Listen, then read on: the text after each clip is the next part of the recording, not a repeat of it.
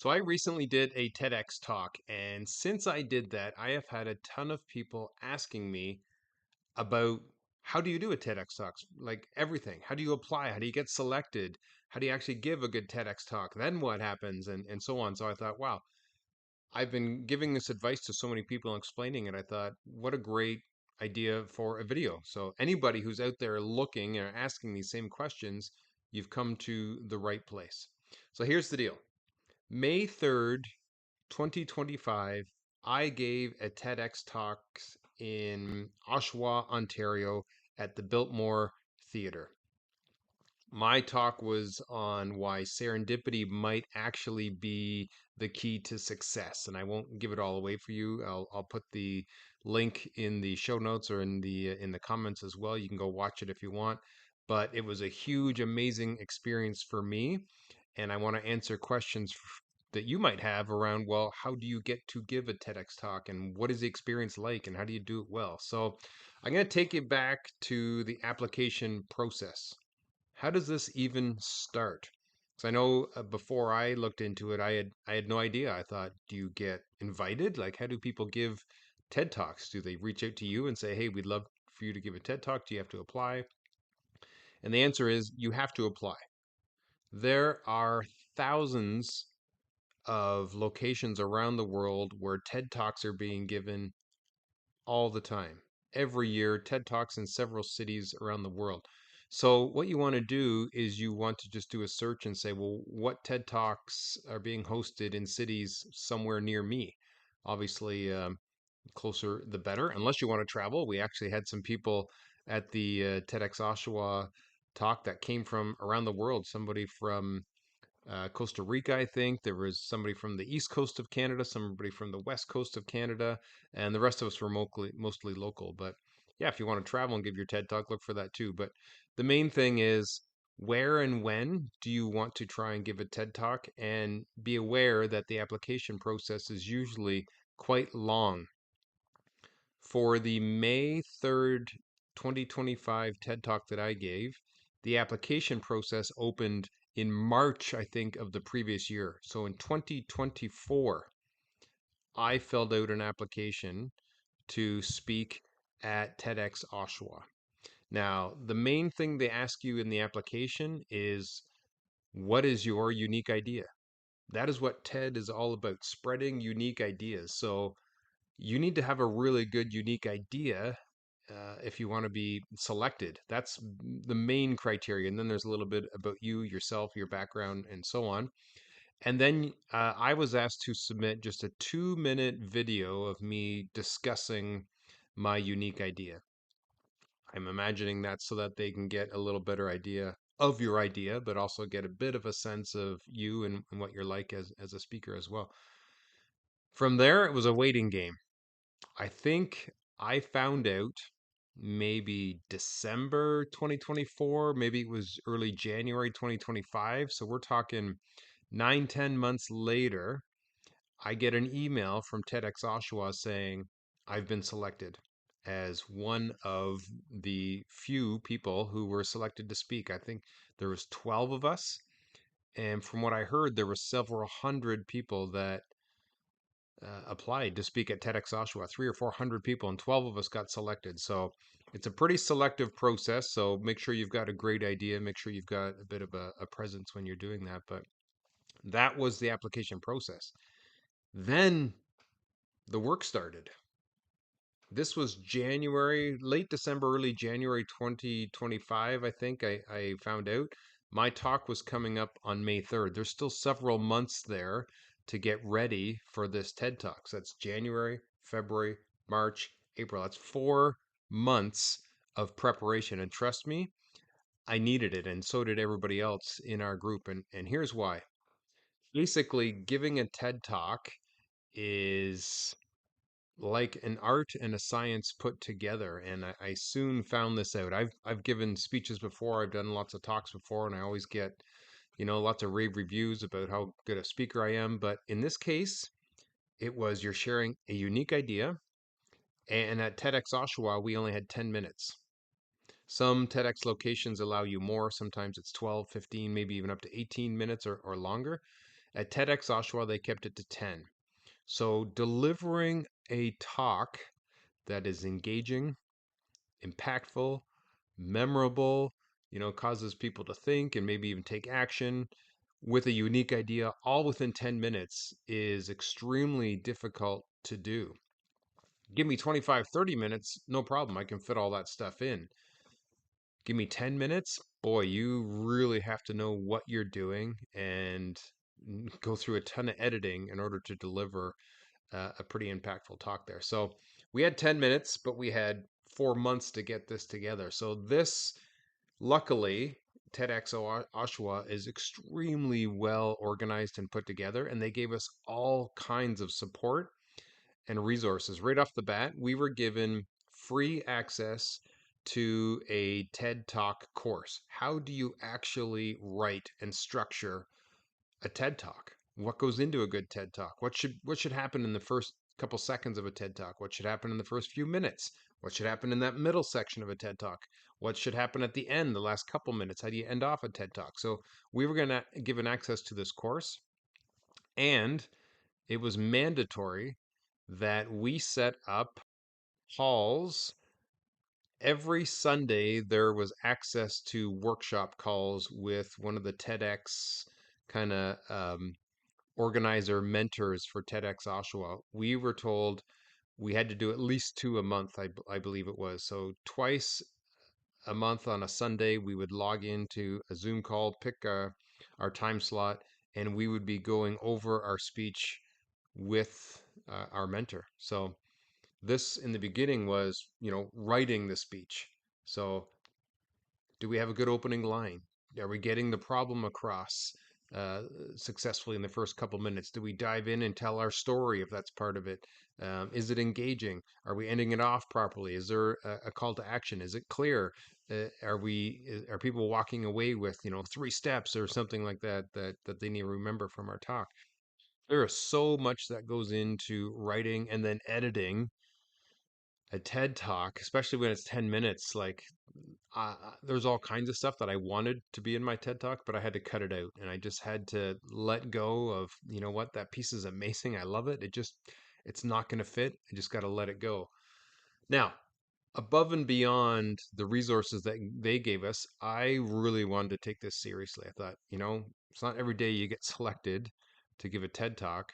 I want to give this my all, and I really want to invest in this. So I also went ahead and paid to hire myself a completely independent external speaking coach. This is a lady that I've connected with over the years on LinkedIn. Her name is Eva Rose Daniels.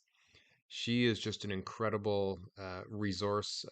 I've chatted with her several times. We've connected on different things in the past. I reached out to her and said, "Hey, I would love, to hire you for a couple sessions to go over my TED Talk with me as well." So that was another set of eyes, another voice, another, professional speaking coach getting their eyes on my talk and listening to me do it. I would do it in front of her and she would give me, all kinds of tips on my delivery and stuff as well. On top of that, I also hired a vocal coach. I didn't even know this was a thing until I kind of got into this and started practicing a lot, and I could start feeling, my voice starting to crack at times. Like, oh my goodness, I don't want that to happen when I'm on stage. And I found this guy. His name is Milian Quinteros. Terrific vocal coach. He went through some problems in his past with his voice, and he is a voice narrator and a speaker. So he has learned all kinds of breathing techniques and exercises to do to make sure that your voice sounds amazing when it comes time to deliver your speech. So we went through all kinds of different breathing exercises that I would do regularly for the months leading up to it. And then specifically on the day of, the different voice exercises and stuff I needed to do to make sure I was projecting and sounding amazing and not having one of those moments where your voice cracks or gives out or is weak when you don't want it to be. So tons and tons of preparation that went into that. But like I said in the beginning, it was writing the speech, right? So how am I getting the unique problem out there effectively in the beginning? How do I inject my story into it? Then how do I talk about the solution in a succinct way, in an engaging way? And then usually they tell you you want to end off your TED Talk with kind of a what if or imagine if moment. So it's kind of a call to action for everybody. So that's kind of the recipe for a good TED Talk, and they walk you through that. And then I had these amazing coaches and mentors kind of walking me through and helping me make sure that that is perfected. That was writing the speech and getting the material together. And then, that probably took a month and a half, 2 months to really get my speech to the point where, okay, there it is. And making sure it's only 10 minutes. I thought I had my speech down, and I got to the point where every time I practiced it, it came in more like 11 and a half. I had to cut out some stuff that I was so attached to, but it had to go. It had to come in around the 10-minute mark. Anyway, once we got it down to, okay, this is the speech, now it's practicing it, internalizing it, and delivering it properly. And again, this is where Eva was huge. This is where my TEDx mentor and coach was huge. But there's so many different things to think about when you're delivering a good speech. There's the timing and pace. If you just say everything at all the same timing and all the same pace and all the same tone, you know, you're going to lose people pretty quick. Sometimes you want to speed up. If you want to really get something across quickly and you got a bunch of lists of things, I did this, then this, then this, you want to say that a little faster. If you really want the audience to lean in, maybe you slow down a little bit, maybe even lower your voice volume a little bit so they have to lean in and really hear what you're saying. But when do you do that in your speech? When do you speed up? When do you slow down? When do you talk a little bit louder? When do you talk a little? So learning all those different things about my speech. When do I pause? When do I, have a little more inflection? When do I add some humor? And this was part of the writing process for me. But then how do you deliver that humor? It's one thing to write some funny jokes or anecdotes or something into your talk, but then how do you deliver it effectively? Like, I started studying comedians. How do they deliver these types of jokes? If it's a one liner versus a bit of a story anecdote that's kind of funny, like, what's their timing like? What's their delivery like? So there was so much that went into that.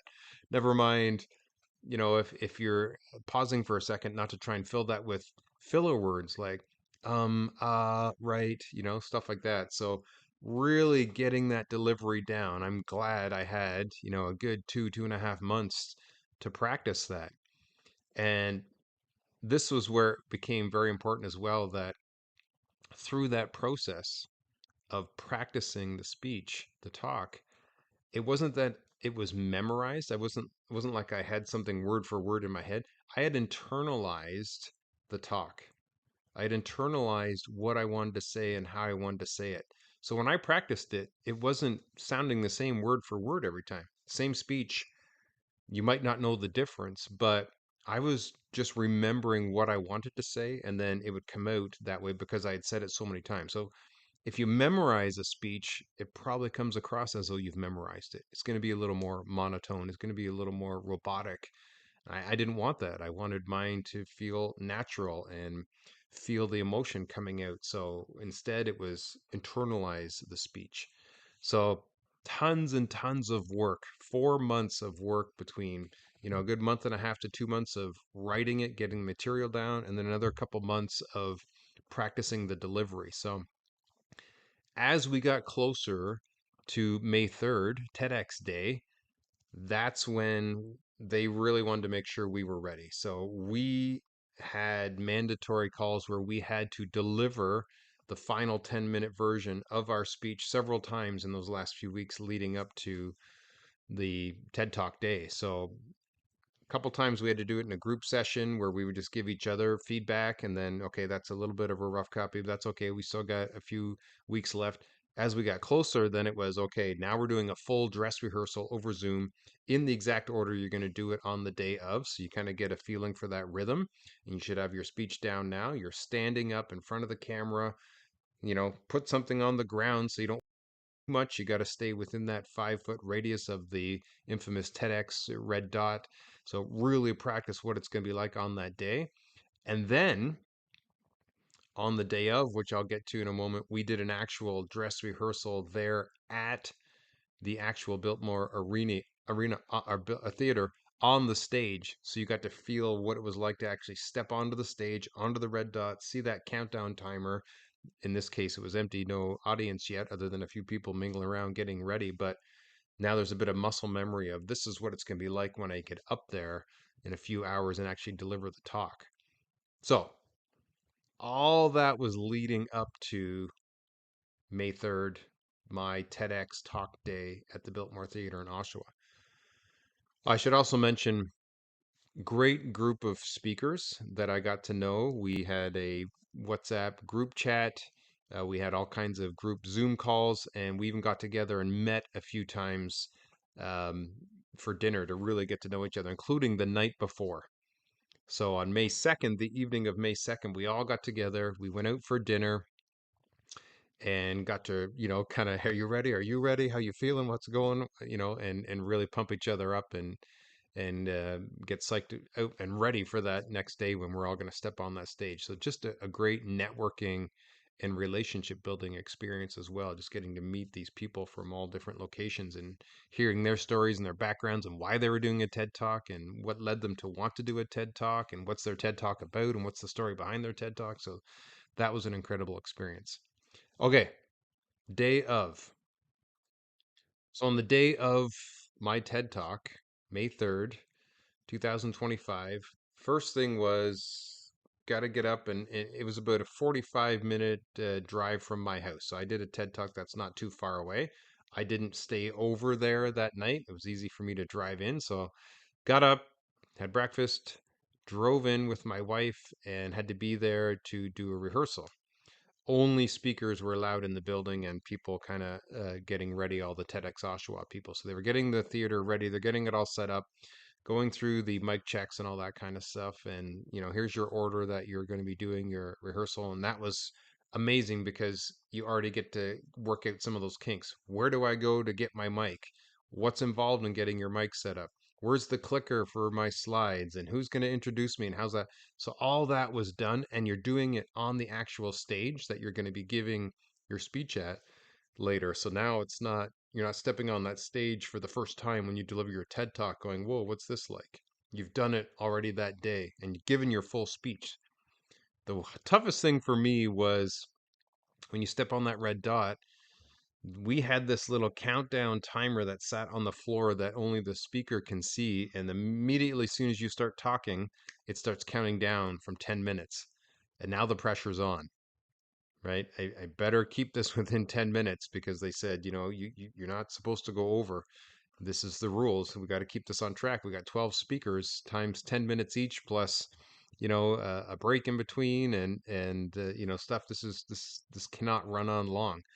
So, boy, pressure was cooking, little beads of sweat when you see that 10-minute timer counting down. But luckily, we'd all practiced our speech so many times that wasn't a problem for anybody.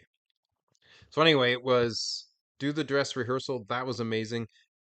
Really got to get that feel. What's this going to be like? Immediately from there, they took us, once you're done your rehearsal, to another location where they did a interview just to get our backstory, just for some social media posts. Who are we? Why are we doing a TED Talk? What's our experience been like so far? What are we looking forward to? That kind of stuff. And then from there, we then had a few hours until it was time to come back to the theater and deliver our TED Talk. So this is where I went out for lunch with my wife and a couple other family members who were there to watch and support me. So that was kind of nice just to have that, not have to have my mind completely on my TED Talk, just to get away, be with some friends and family and do that. But then it was back to the theater and okay, now it's go time. And I was on the bill. I was the 10th speaker out of 12. And in our case, we had a split into two groups. So there was a group, I think 5 or 6 speakers, and then there was an intermission of about 15 minutes or so, and then the final group of 5 or 6 speakers. I was in group 2 and like the third to last speaker. So this whole time I'm sitting and watching everybody else's speeches, and you're starting to probably think a little too much because there's too much time in your hands at that point. Watching other people's speeches. Oh, I love the way they're doing that. Oh, I hope I saw this happen. I hope I don't do something like that. So you're in your head a bit too much, which I didn't enjoy because, I'd rather just get up there and say it. I would have loved to have been the first speaker. Get it over, get it out of the way, and then you're just kind of relaxing, enjoying everybody else's speeches. Going 10th out of 12, I had to sit through 9 people's speeches and anticipate and wonder and think and hope and, speculate about mine coming up. Luckily, finally, the time comes. The speaker in front of me is going up on stage, so now that's my turn to go in and get mic'd up. So that works well. We get me all mic'd up. Sound test is good. I'm kind of behind this curtain, and I can see the person in front of me giving their TED talk. That was surreal because no longer am I sitting in the audience now. I'm like kind of just off to the stage, and I'm witnessing somebody giving their TED talk from the side. And I'm thinking, wow, this hundreds of people are already taking this in at the theater, dead on. So I don't know how many people are going to be watching these TED Talks online on YouTube, but here I am kind of like with this backstage pass. It was kind of this really cool, surreal moment. And knowing I'm next. In a few minutes, I'm walking up on that stage. They're announcing my name and I'm delivering a TED Talk. So that was a pretty cool experience. And then to be honest, once it was my turn, I walked up there. I got on the red dot. I looked down. As soon as I started my speech, the timer starts going. The lights are so bright, I can barely see the audience. And it was just like clockwork. I had practiced and rehearsed my speech so many times. Mannerisms, how I was saying stuff, when I was pausing, it all just came so naturally. I don't even remember actually much of my speech now saying it. It was just, it flew out of me like perfectly. I don't think I had any stutters. I didn't have any breaks. I didn't forget anything. Again, I'll put the link in here, but I was very happy with my delivery and how it went. And people laughed at my jokes. People leaned in when I had stuff to say. You can't see the audience in the video, but I could when I was up there. At least a few people in the front row that I could see. The lights didn't allow me to see everybody, but I could see people kind of leaning in. I could see people nodding. I could see people smiling. So that was amazing to kind of get that instant audience reaction and feedback while you're delivering your talk. And then to have everybody applaud when you're done, just an amazing feeling. So, what a relief. Now, what happens next? This was a huge bucket list item for me. And at that point, I've done it. I've done it. I mean, I've spoken at different events before as a keynote speaker, as a breakout speaker. I've been brought in as a guest speaker at different things and events and conferences, but I'd never done a TED Talk, and I never really thought of myself as a speaker until now, until I'd done that. And I thought, you know what? I would love to just do this more often. If I could actually just only do this and that's my job just to get paid to speak, I would love that. But I didn't have a huge resume of speaking yet. A TEDx talk is obviously a good start. And I did have some paid speaking engagements under my belt and testimonials. So that's great. I've written several books. So that also looks good behind your name. I've got a podcast. So I'm out there. I've got a pretty good audience. Um, but how do I really leverage this talk now? So this was huge. The next few steps. Again, the TEDx Oshawa people were amazing. I spoke to other TED Talk people who had given TED Talks, and they're like, "Oh, it took months before my talk was up on YouTube." Mine, I think, was up there within 7 to 10 days, and that's all because the TEDx Oshawa people were on the ball. They had ours recorded and edited and sent in to TED, within a week. And then TED had reviewed them, and because they came in so quickly and so swiftly, they had them up on their website within a few days after that. So within like 10 days, I think mine was up there. And of all the talks that were up there, mine's one of the most watched ones of all the people from that day at TEDx Oshawa. And there were some amazing speakers, but I knew this was going to be important, was getting that TED Talk exposure. So what did I do? I sent the link to like everybody I knew. Hey, my TED Talk's live. I would really appreciate it if you go and give it a watch, but also give it a like. Give it a comment. I know the algorithm loves that kind of stuff, and the earlier on that a video gets that kind of traction, the more it starts to show it to other people. So everybody I could think of, I sent them a DM. I sent them emails. I did social media posts saying, "Hey, my TED Talk's live. I'd love for you to go have a look at it." Um, I put it in my newsletter. So, you know, the link was getting out there all over the place. So I think, pretty quickly it got up to like 3,800 views. It's now sitting at like 146 likes, 59 comments. I mean, it's not massive, it's not blown up, but we're still only just a month after it went live, and it's doing fairly well, which is good because I want people when they go to check out my TED Talk to see that it is getting engagement, it's getting reaction from people because that again just gives you a little more cachet if you want to do speaking engagements, which that is my plan. Over the next 12 months, my goal is to get as many paid speaking gigs as possible. In the past, I didn't really look for speaking gigs. If somebody reached out to me and it kind of landed in my lap, I'd say sure, I'd give them a price and I'd do it. Now I'm being proactive. I want to be known as a speaker. I've updated my profile on all my social media links to say I'm a keynote speaker. I went and created a speaking page on my website.